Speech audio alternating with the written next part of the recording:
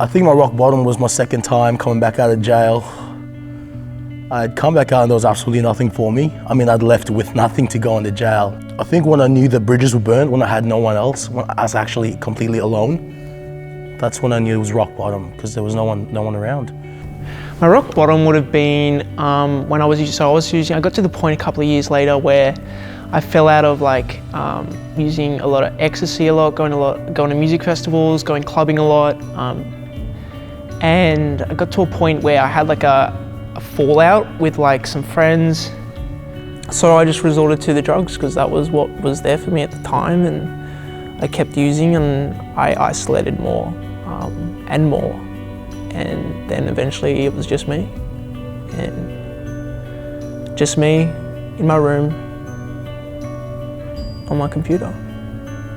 November 2016, my son was born. I wasn't quite sure whether he was mine. That brought a lot of conflict in the relationship between me and his mother.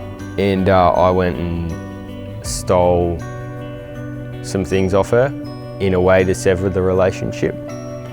And it completely broke down any unity or relationship we had. That was probably rock bottom for me. My worst point of my life was, I wouldn't say when I came to Australia, but was when I lost my kids here in this country.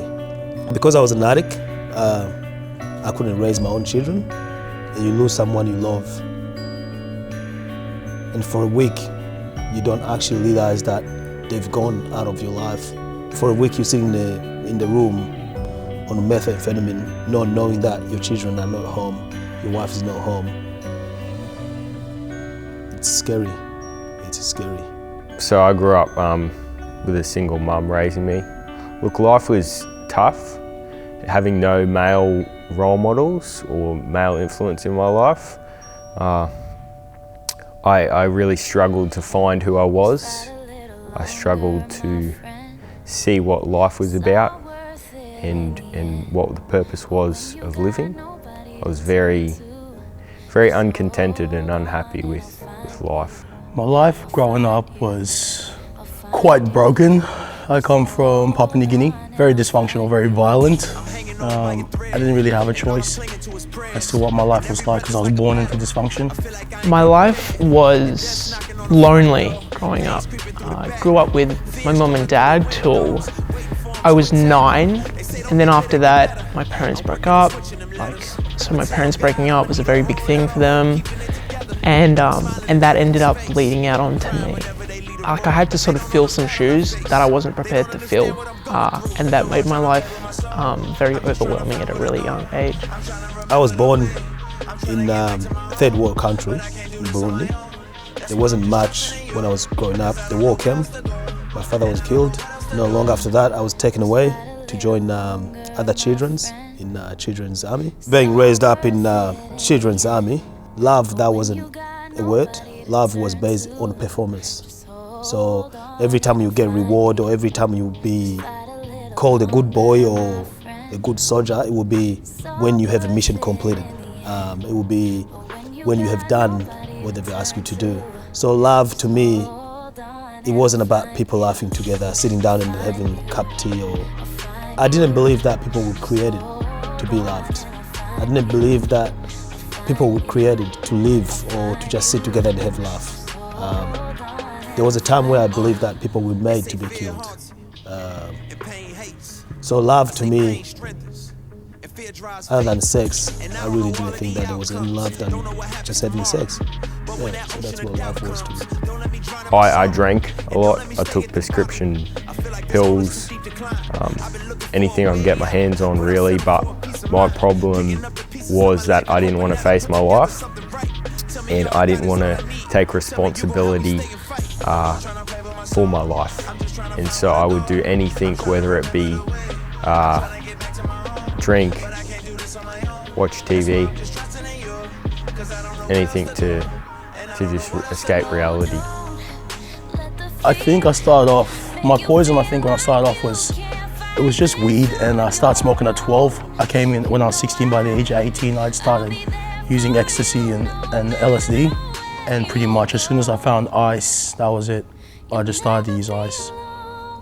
Marijuana and ecstasy, and I was using marijuana 24/7. There was a time where drinking and smoking marijuana wasn't enough. And only when I found methamphetamine, I thought that was a cure. My life just really got to a place where I just want to die. Just want to die.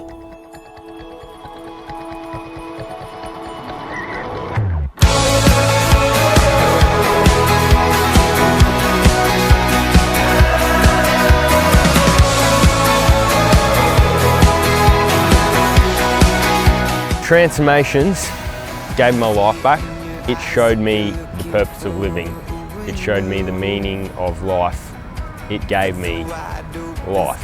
But the people I've met, the people I've done this journey with is who I really owe it to. Well, how transformations helped me is it's given me tools to look at life differently. So consequential thinking, which is something I actually lack. So it's actually given me tools I need to tackle life situations, how to have healthy communication in relationships, and just how to view myself differently. Transformations has done a variety of things for me. It's challenged me in my ability to be tolerant with people and to be more relational, to be understanding, not to be so self-absorbed. Transformations has given me a place to call home. Transformations has shown me what a functioning family look like, and that's what they have provided for me. I do believe that when I came to Transformation, I was a broken young boy who didn't know how to live with a family. And Transformations has taught me how to live as a son of someone, has given me a reason to live, a sense of life. And that's what Transformations has given me.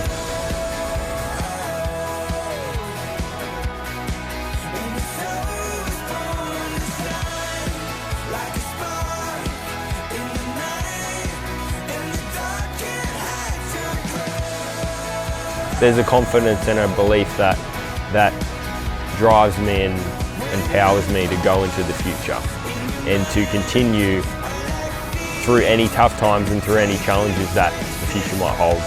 So in that way, because my problem in addiction was I would face these challenges and I wouldn't believe in myself enough to persevere through them.